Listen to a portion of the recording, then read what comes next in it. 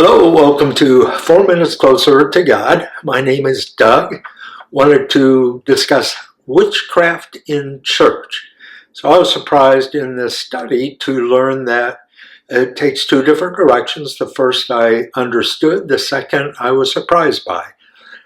And so let's discuss what witchcraft is.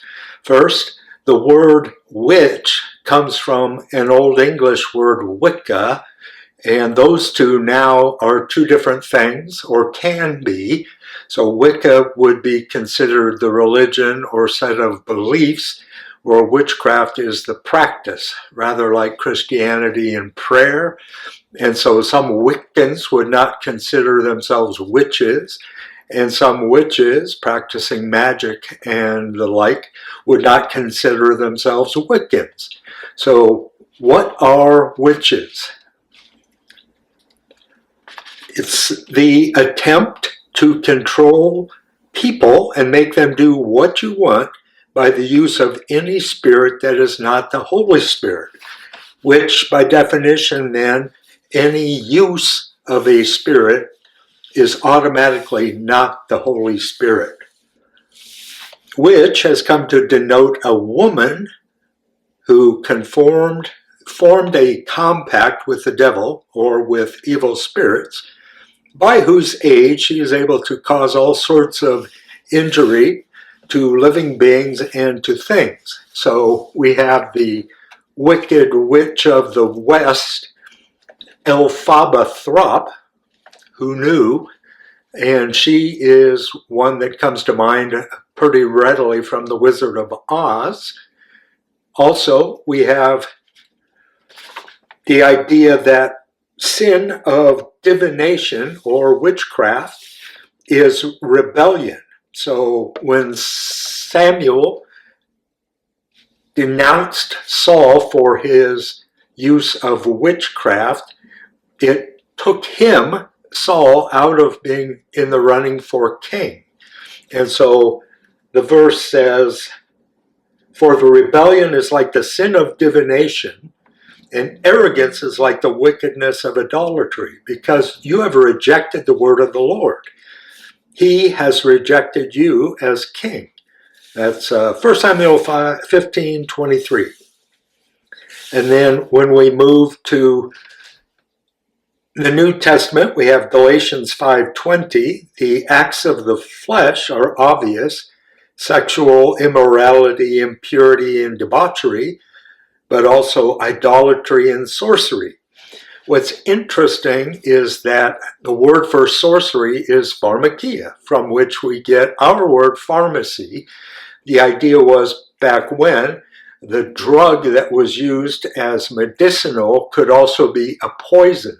And so it was used to cast spells and the like, and pharmakia was sorcery, which is decried by Paul.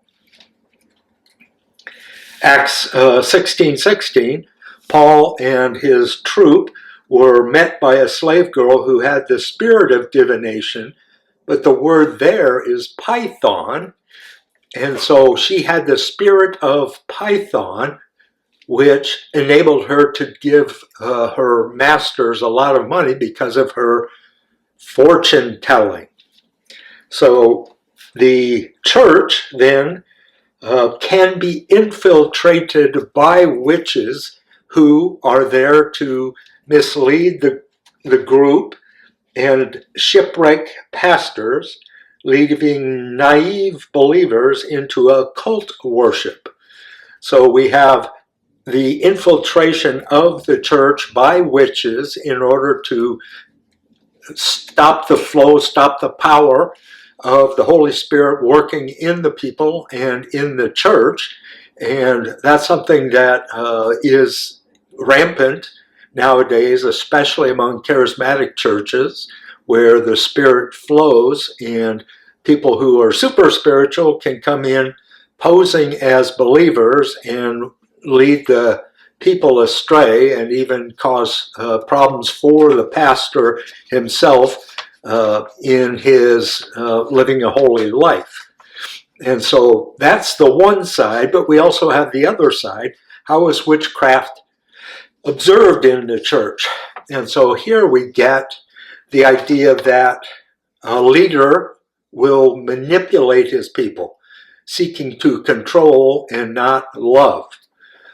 My new definition of the opposite of faith, which in one instance is fear, but the opposite of faith is control, taking onto yourself something that should belong to the Holy Spirit and to God in the faith department of trying to lead your life.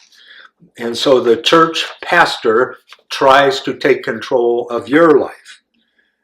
Then there's in the church gossip and backbiting. Paul talks about fear of discord, jealousy, fits of rage, selfish ambition, slander, gossip, arrogance, and disorder that arises in the church. This 2 Corinthians 12:20, because this essence of sorcery or witchcraft that is possible there. Then in the church we can also see false prophets. Prophets who enrich themselves instead of pointing people to Christ.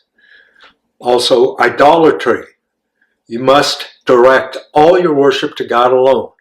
Any direction of worship that's other than to God is idolatry. And churches that ignore sin can lead to compromise with the world, and that quenches the spirit among believers. God requires holiness and integrity. So if there's a lack of accountability, you suffer this issue. Then Satan wants to suppress spiritual gifts because they destroy his works. So if that's happening in your church, suppressing the spiritual gifts, then beware of a witchcraft spirit. Finally, lacking true worship. Music becomes an empty performance and not a supernatural encounter with God. We get in these types of services show and not spiritual encounter.